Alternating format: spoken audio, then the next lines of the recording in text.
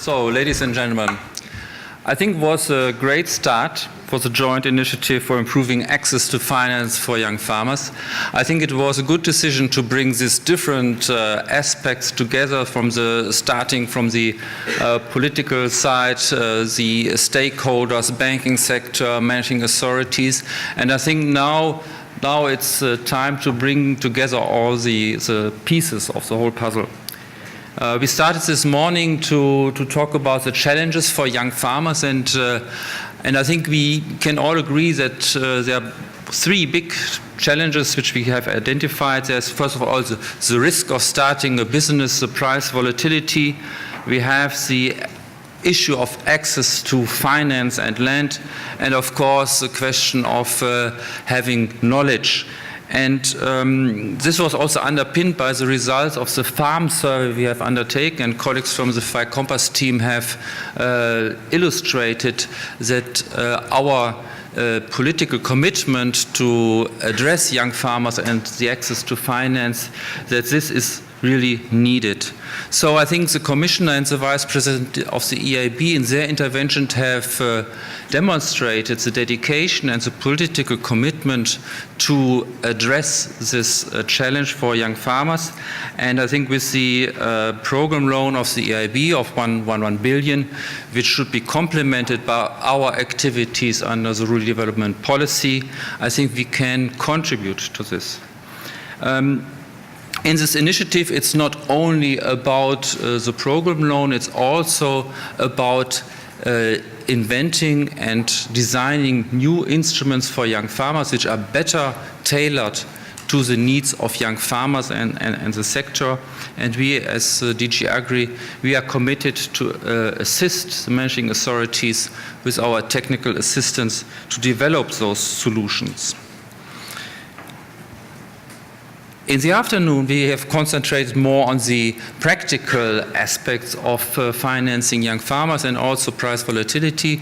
And I think the two examples of the Estonian and the Portuguese managing authorities have shown that there are already possibilities there under the current legal framework, under our rural development programs. So it's possible to establish financial instruments which provide more favorable conditions for young farmers.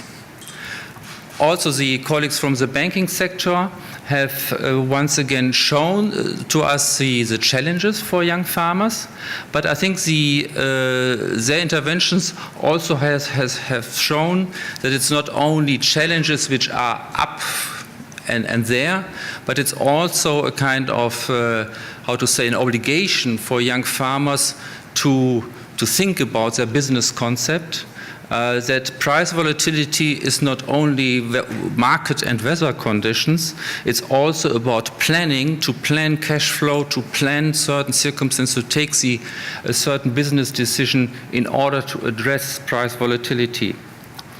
So, for the future, I think what I take from this afternoon is, of course, we will have a stronger focus on generational renewal under the new policy. We have instruments which also address the transition between the generations, which also came up in the afternoon session as a point. It's not suitable to just delay the transfer of the farm to the last minute and involve the young farmer only in the last minute in the business decisions. No, we need more knowledge, economic knowledge by young farmers, but we also need more knowledge of the agricultural sector in the banks.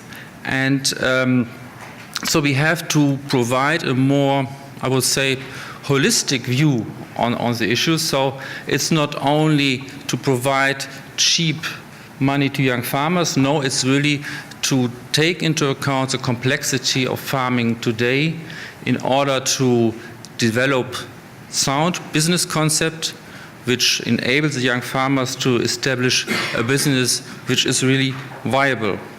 And in this context, I find also in particular interesting the idea to look at the whole supply chain, not only at the primary sector, but to really look at all the possibilities, all the actors which determine the economic success of farming.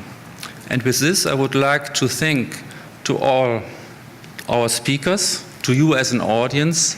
And this is only the start of the initiative, but I think it's also the start for putting ideas into place and to help young farmers to set up their business and to be successful.